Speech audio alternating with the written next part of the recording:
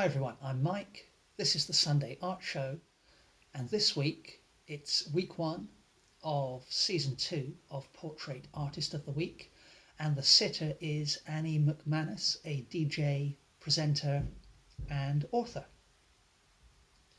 So for this week's painting, I'm going to start out with A2 mixed media paper, and the bulk of the painting is going to be done using interactive acrylic, and I'll talk about those in a bit more detail in just a second. But you saw at the start of the video, I took several screenshots of Annie from the live feed on Facebook, on the Sky Arts Facebook page, so I'll link that Facebook page in the description below. I think they keep the live feeds up for a few weeks, after the actual program airs, and it's actually on Sky Arts, the show, for free, I think, as well. So you can just watch it on your TV if you want to. So that's really cool. So if you want to have a go at this particular portrait, then the reference is there for you. The sitter is there for you. So that's really good. Anyway, as you can see on screen, I started out with a 9B pencil to do an initial sketch of Annie. And what I'm doing here is going back over my pencil sketch and making little corrections here and there with a turquoise watercolour marker. Now, I really like this technique because it puts down nice bold lines over the fainter pencil lines, and when you apply the acrylic on top, sometimes the watercolour marker pen will run a little bit, kind of merge into the acrylic, and occasionally you get sort of quite nice effects, sort of accidental blending effects.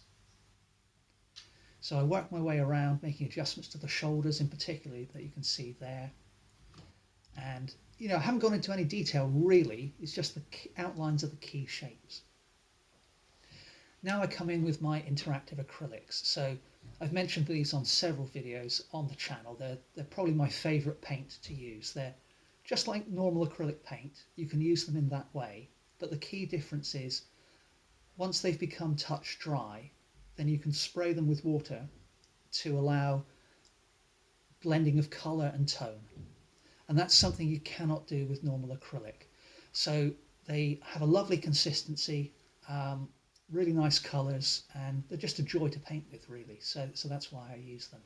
Now for the initial skin tone I'm using here, it's mostly titanium white. Next I add some cadmium yellow and just a touch of alizarin crimson, and I gradually increase the crimson very slowly until I get a colour that I feel is about right for just sort of a general mid or light mid tone.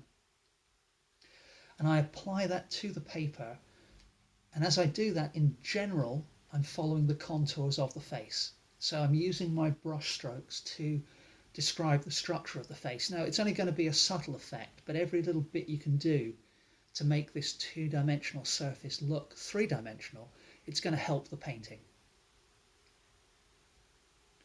And I should have mentioned that for this skin colour, in addition, I did add just a little touch of ultramarine blue. But the key thing I find is to start with a good healthy amount of white, then add a little bit of yellow, and you can be fairly kind of happy-go-lucky with that. But when you come to add the red or the crimson, depending on what you're using in your palette, that's the one you've got to go really gradually with, because if you add just a touch too much, especially with the alizarin crimson, all of a sudden you've got a bright orange or a really bright garish pink, and that's not what you want. You want a more subtle combination of the primaries. But while I've been chatting away there, you can see I'm just kind of blocking in, and the brush I've chosen is 1 inch wide, flat synthetic. And I've chosen that because it's going to cover the area fairly quickly, but it's got enough precision in its shape and size that I can still work into the edges and the corners fairly precisely.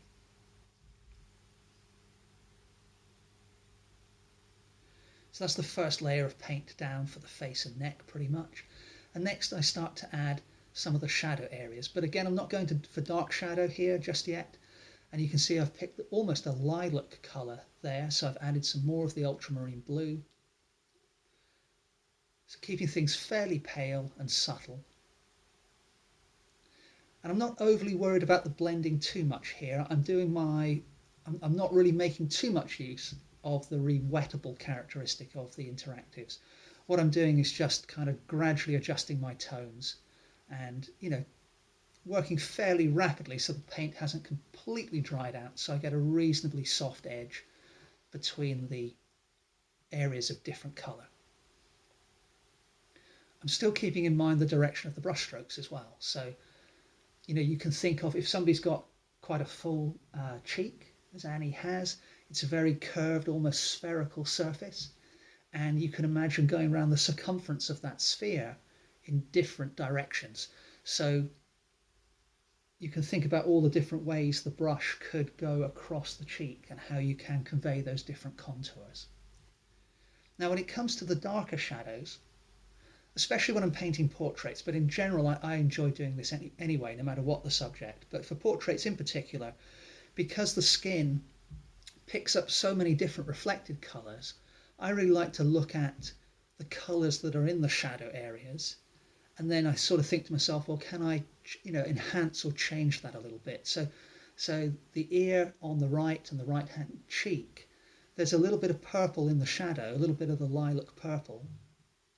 It's nowhere near as vibrant as what I'm putting down onto the paper, but that's something I just enjoy doing, and I think it gives an interesting effect. So for me, when I'm painting a portrait, I'm definitely using the photograph or the sitter as reference, but I'm not trying to copy the photo exactly. I want to create something that's new, something that didn't exist before.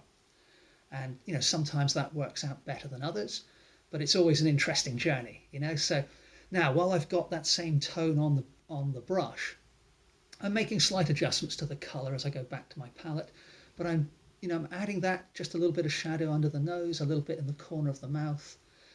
The eyebrows are not really close to this color, but they are quite dark, so I'll start to put those in.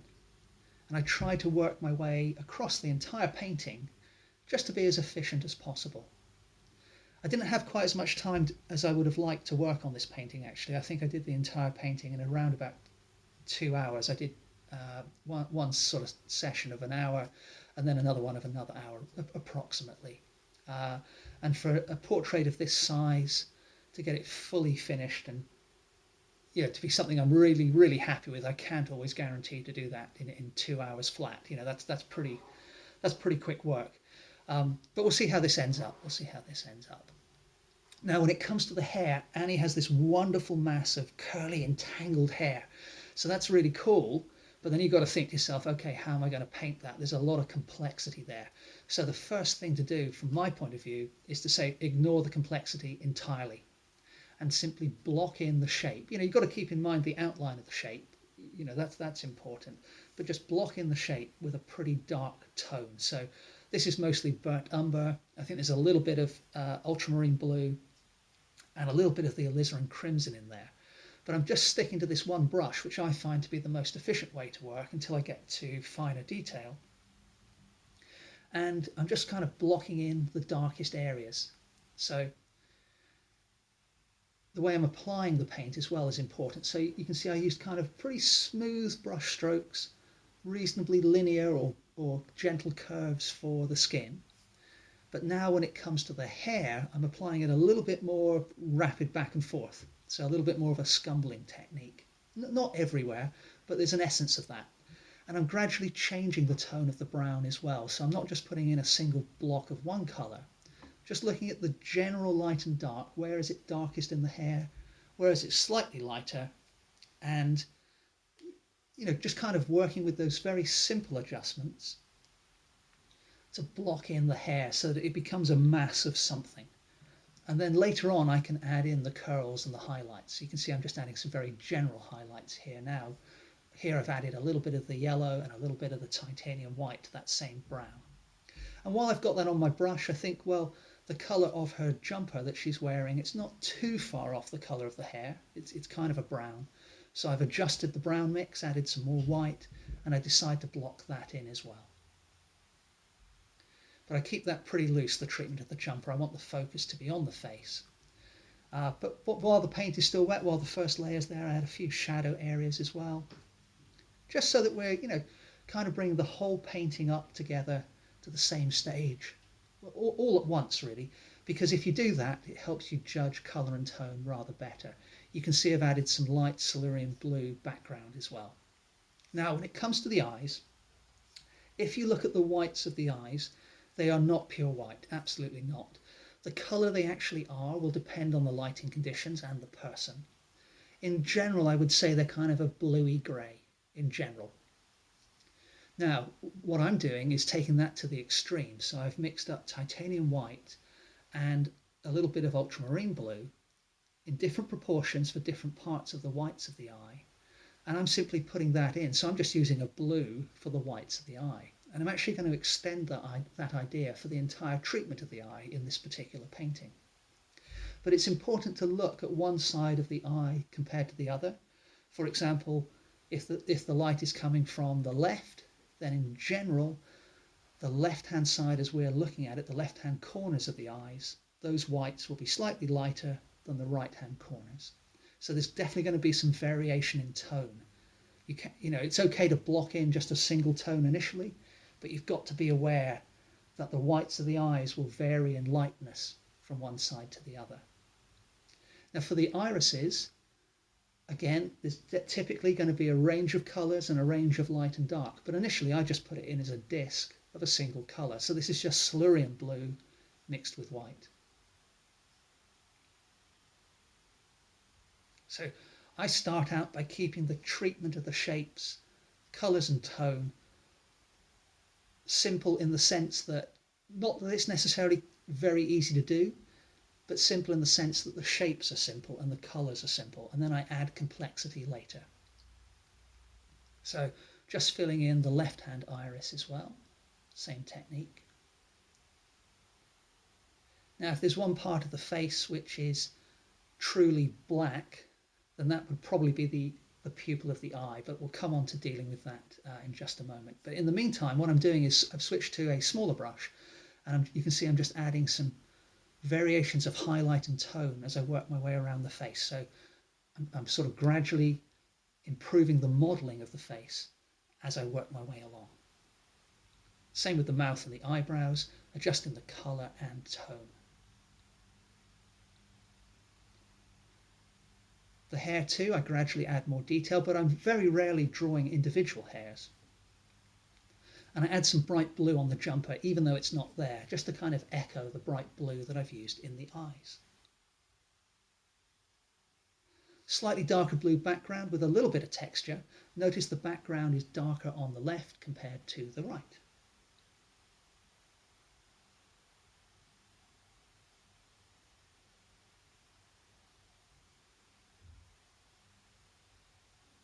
Now when it comes to the line in the mouth, the shadow area, I keep that a purple or a purpley blue.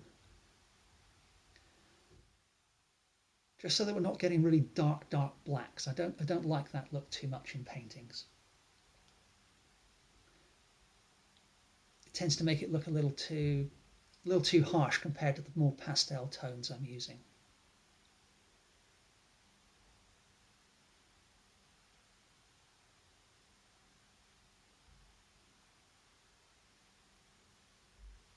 So I realise I've got the angle of the mouth wrong, so I'm making some corrections here to just symmetrise that. And then also I noticed when I ran out of time, the angle of the nose is actually wrong as well. But we do what we can in the time, that's the thing.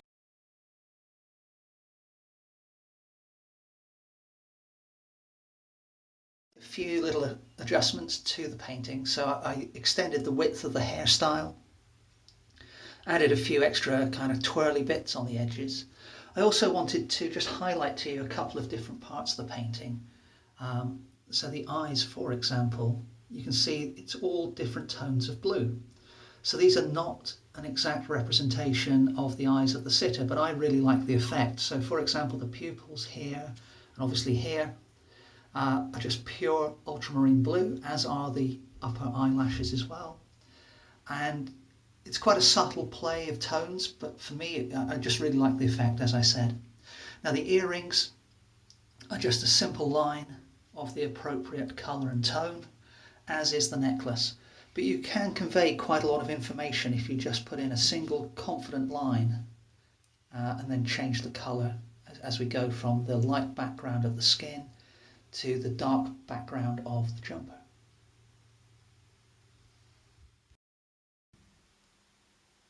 So here are some close-ups of the finished painting. Hope you enjoyed this little video. Please remember to like, comment and subscribe, and I hope to see you next Sunday for the next episode of the Sunday Art Show. Thanks very much for watching.